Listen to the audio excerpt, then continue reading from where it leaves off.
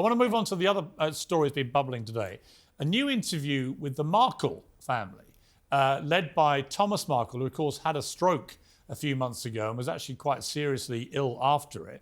And he's given a new interview in which he talks about Meghan Markle effectively treating him like he's dead. Let's take a listen. Let's go somewhere and talk. And I say, what's wrong? What? How can I fix this? How can I fix this? Of course, I love you. And the bottom line, Harry, nice guy. I love you for marrying my daughter. Meg, I love you. I love my grandchildren. I love to see them. I'm open to any kind of conversation.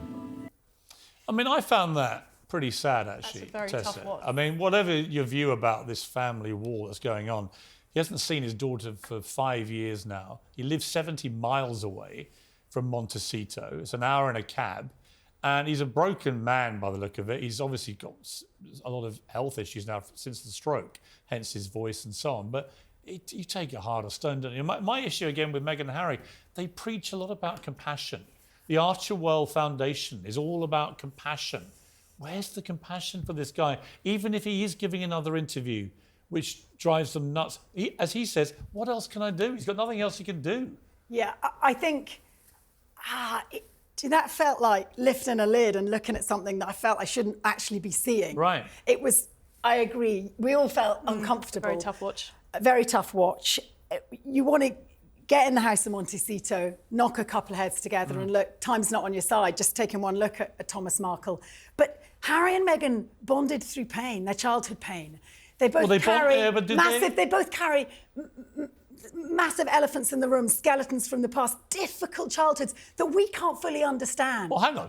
I'm sorry, but we can't, Piers. She went to live with Thomas Markle for years, right? So whatever pain it was probably involved her mother at the time. But hang on, none of us Well, we know she lived on her own with Thomas for years. None of us know. We all know that the optics for Meghan would look better if she could reconnect with her father. For some reason, she doesn't feel able to do that. It's just a tawdry and sad state of affairs when you've got a family communicating via exclusive TV interviews and Netflix specials. He will have been paid handsomely. Very, very handsomely. And, you know, it's awful to watch a man who is so sick appealing to his daughter like that, using a TV show. However, of course, he received payment. Of course, you know, Meghan and Harry have come out and said that they felt exploited. Yeah, because the one thing those two don't ever want to do is sell their privacy for money. I mean, obviously, it would be the last thing they'd think of. Michael Cole, you know, you reported throughout periods of unbelievable royal traumas, the Diana, Camilla, Charles trilogy and so on. What happens? I mean, it seems to me what's going to happen if this plays out the way it looks like is Thomas Markle's going to die, and he's going to die without ever being reconciled with his daughter, and it's just going to be, on any level, a human tragedy, right? That's deplorable, and it's very, very sad. And if Meghan Markle looks into her soul, she will recognise that her father was her entree into show business, because he was a very skilled television lighting man, a chief man. He wasn't just the man changing the bulbs. He was the man making the pictures look good. And that's how she got into show business. That was her entree.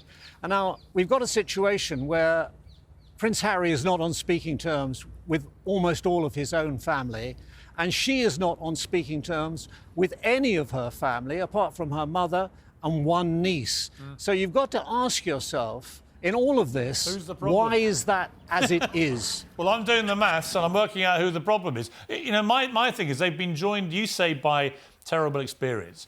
I think they've been joined by a love of victimhood, which is a modern-day curse, and a love of weaponising things like mental health, racism and so on to promote their brand and make themselves stinking rich. I really do. And I know it sounds cynical to say that, but I am very cynical about what they've been doing. I do think that's what they've been doing. Both of them would argue it's a chicken and an egg. Which came first? Thomas Markle... Prince William has been through exactly what Harry's been through. Exactly the same. He's ever sold out his family. Hang on a minute. who's got the 2-to-1 big gig on Saturday. You cannot compare the experience of William versus Harry. Well, Going back to that allegiance. You know what? When I go home for a Piers. family dinner, I Yeah. get the last sausage. It's what happens. Oh, it's what happens when you're the big boy.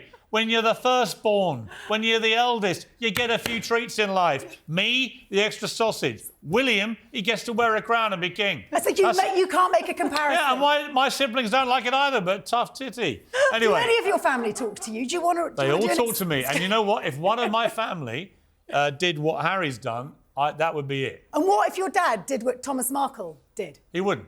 Well, lucky you that you have a dad you can. But I fully wouldn't trust. ostracise him. And I mean, Harry's never met the guy. Harry's never met the man whose daughter he married. It's unbelievable. That is unbelievable. Unbelievable. That is unbelievable. I mean, seriously, it's ridiculous. I think given the way we're talking, what's unbelievable is Harry actually what is truly is unbelievable brave enough to is come. that sadly we have to lose you now. Losing me? We're cutting you, I'm afraid. You're out.